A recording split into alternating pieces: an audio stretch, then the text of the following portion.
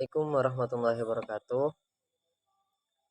Perkenalkan, nama saya Abdul Basit Asakho dari Magang 2 eh,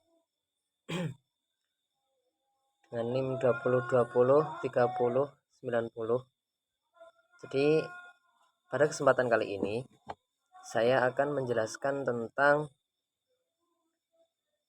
maf'ul li ajlih, karena untuk video ini untuk menjelaskan maf'ul li ajlih sebagaimana di RPP saya ya kemarin waktu magang di Mantiga, Kabupaten Kediri, tepatnya di Kandangan. Baik, jadi langsung saja, apa yang dimaksud dengan maf'ul li ajlih? Oke, sebelumnya sudah kita ketahui bersama ya bahwa maf'ul li ajlih ini termasuk mansubatul asma atau isim-isim yang dibaca nasab.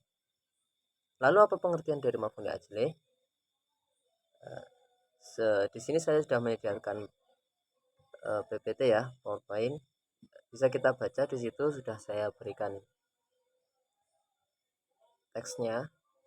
Maf'ul li ajlih yaitu al-maf'ul li ajlih wa huwa al-ismu al-mansubu alladzi yudkaru bayanan li sababi wuqu'in fi'li. Jadi maf'ul li ajlih ini adalah isim yang dibaca nasab yang disebutkan atau dinyatakan sebagai penjelasan bagi penyebab terjadinya fi'il atau suatu perbuatan. Misalkan nih kita itu jadikan ini isim yang disebutkan, dituturkan itu untuk menjelaskan suatu perbuatan. Misalkan kita melakukan suatu pekerjaan. Nah, adanya maf'ul li ajlih ini menjelaskan kenapa kita melakukan perbuatan tersebut. Nah, di sini saya kasih catatan ya. Maf'ul li ajlih bisa dikatakan itu sebagai jawaban terhadap pertanyaan pertanyaan dari 5 atau limadha yang artinya mengapa. Nah, di sini misalkan ada contoh limadha taqra'ul kutuba al-katsirah, begitu ya. Nah, di sini jawabannya misalkan aqra'ul kutuba katsiratan hubban lil ilmi. Jadi saya misalkan kenapa kamu membaca kitab itu banyak, gitu kan? Karena saya itu cinta terhadap ilmu. Nah, gambaran dari maf'ul li ajlih itu seperti itu. Jadi apa maf'ul li ajlih? Yaitu isim yang dibaca nasab yang menyebabkan atau menjelaskan terjadinya suatu pekerjaan. Kenapa kamu membaca banyak buku? Karena saya hubban, cinta terhadap ilmu. Begitu ya. Saya rasa cukup jelas penjelasannya. Nah, kemudian untuk untuk menjadikan suatu isim dijadikan menjadi maf'ul li ajlih itu ada beberapa syarat. Di sini saya mengumpulkan ada 5 syarat ya. Yang pertama, isim tersebut itu harus masdar ya. Harus masdar. Apa itu masdar? Masdar itu kalau di dalam tasrifan itu biasanya adalah yang kalimat ketiga pada lafaz tasrif tersebut. Misalkan fa'ala yaf'ulu fa'lan. Nah, yang fa'lan yang ketiga itu maka masdar. Fama yaji'u salisan fal masdaru, begitu. Jadi maf'ul li ajlih yang pertama harus berupa isim masdar ya. Kemudian maf'ul li ajlih harus berupa masdar qalbi. Maksudnya gimana masdar qalbi? Yaitu yang dimaksud dengan masdar qalbi adalah kata itu tidak menunjukkan perbuatan yang dilakukan oleh anggota badan seperti tangan atau lisan, begitu ya. misalnya membaca dan memukul, tapi dilakukan oleh perbuatan hati seperti rasa takut, rasa cinta, dan sopan. Jadi masdar yang berbangsa hati menunjukkan perbuatan yang dilakukan oleh hati. Misalkan tadi kita punya contoh akraul kitab, akraul kutub, hubban lil ilmi. Nah, hub ini kan termasuk perbuatan hati ya enggak? Adanya rasa cinta ini kita kan di hati begitu. Jadi yang kedua itu harus masdar yang berupa masdar kolbi yang berbangsa kolbiyun gitu ya. Misalkan kita menghormati, kita mencintai itu kan adanya di hati. Cuma kita implementasikan itu lewat perbuatan. Misalkan kita menghormati itu untuk kita berdiri itu untuk menghormati. Nah, menghormati kan ada di hati begitu. Sebagai bentuknya kita menghormati, kita berdiri. Nah, maf'ul ajli ini kita menjelaskan kenapa kita berdiri. Oke, selanjutnya harus sebagai alasan dilakukannya suatu fi'il.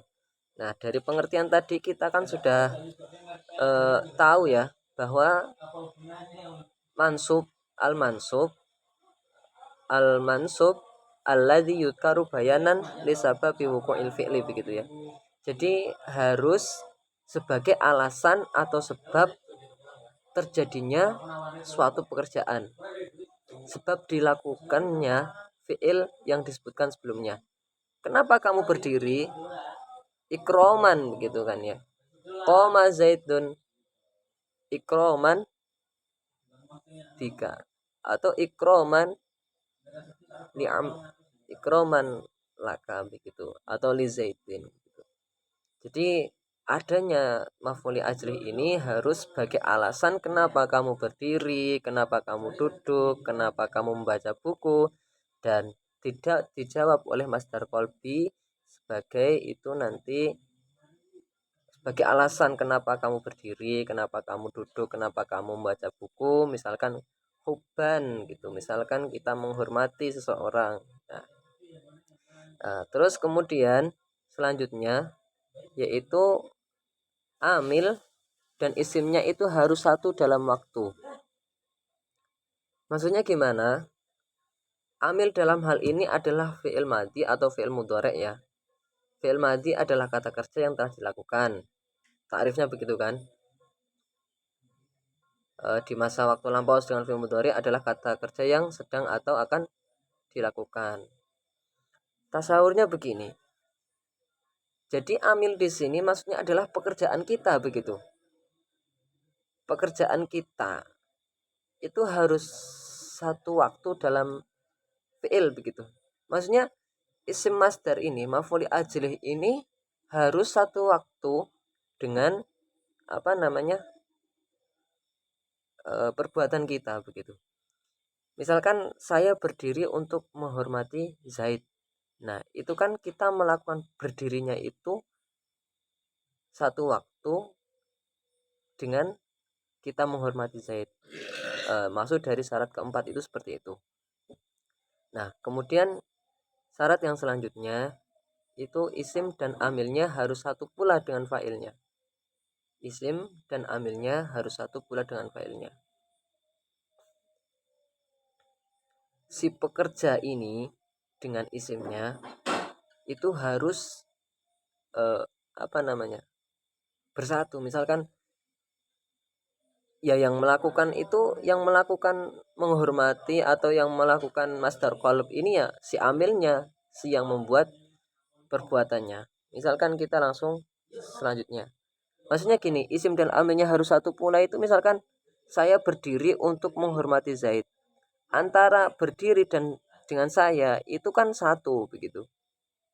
Atau mungkin kamu berdiri untuk menghormati Zaid. Nah, berdiri dengan kamu itu kan satu begitu. Oke, kita lanjut saja. Nah, sini saya menyediakan dua contoh.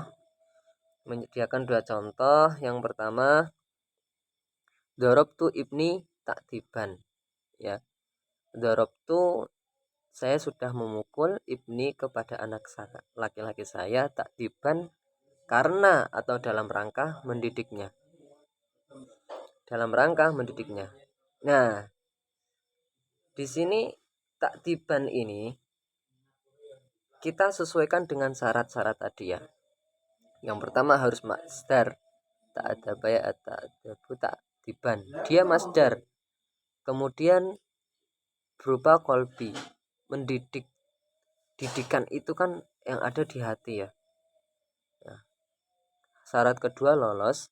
Terus syarat ketiga harus sebagai alasan sebab terjadinya fa'il. Nah, dorob tuh kenapa saya memukul anak saya? Takdiban karena saya mendidik dalam rangka mendidiknya. Lolos ya? Oke. Terus yang syarat selanjutnya, amil dan isimnya harus satu waktu dalam hal itu. Ya saya memukul itu ya pas saya mentakdib gitu kan. Nah, itu berarti lolos. Syarat selanjutnya juga lolos. Kemudian isim dan amilnya harus satu pula. Ya saya yang memukul, saya yang mendidik begitu ya. Oke.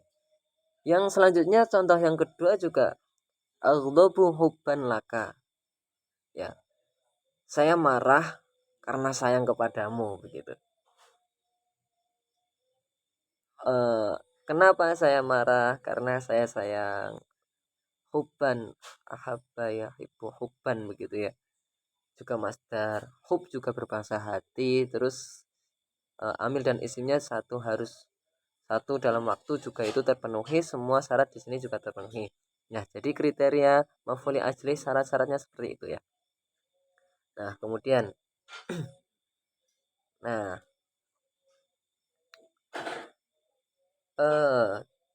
baik, jadi maf'ul ajli ini bisa kita katakan maf'ulah juga ya. Dan juga maf'ul ajli ini mempunyai 3 pembagian atau 3 keadaan.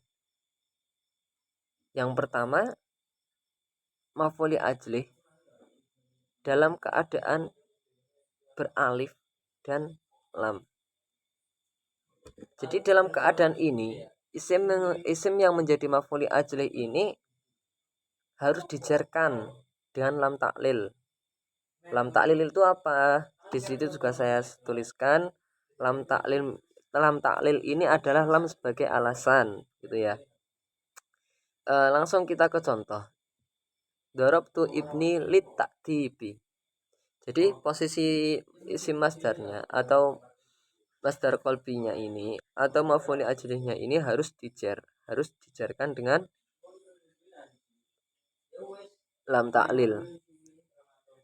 Nah, kemudian yang kedua yaitu sebagai mudhof. Sebagai mudhof.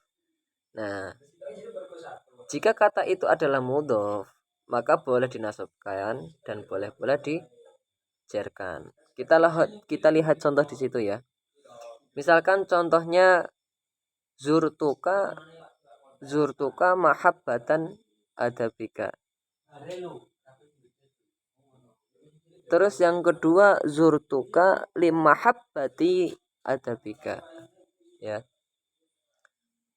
Sebagai mudhof soalnya di sini limahabbati adabika.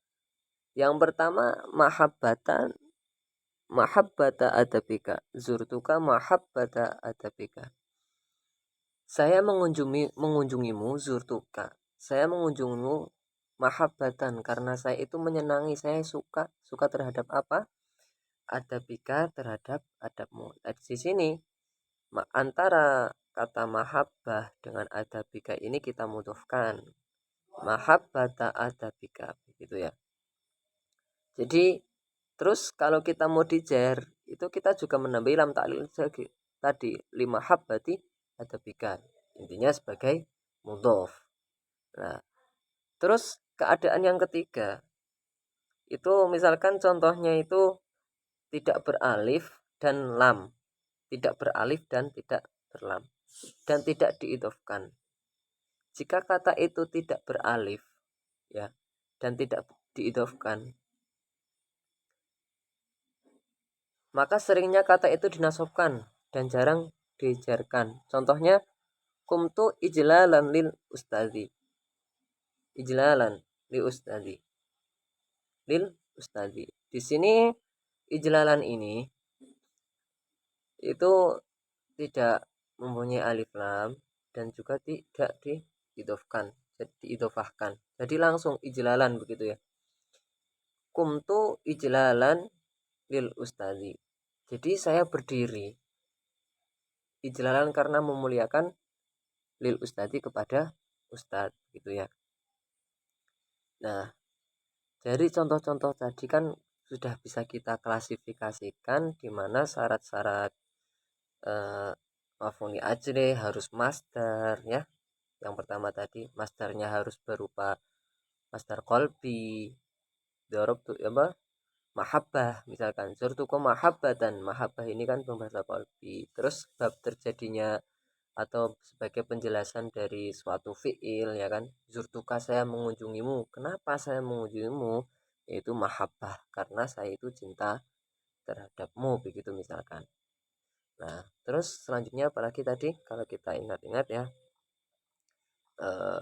yaitu untuk harus amil dan isimnya juga harus satu waktu.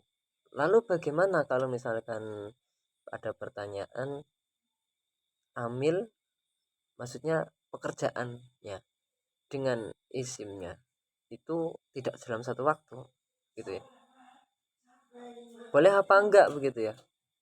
Nah, itu boleh-boleh saja. Misalkan saya akan mengunjungimu besok karena memuliakanmu. Nah, itu juga sah-sah saja gitu ya. Untuk sebagai catatan saja. Oke, mungkin cukup sekian penjelasan dari saya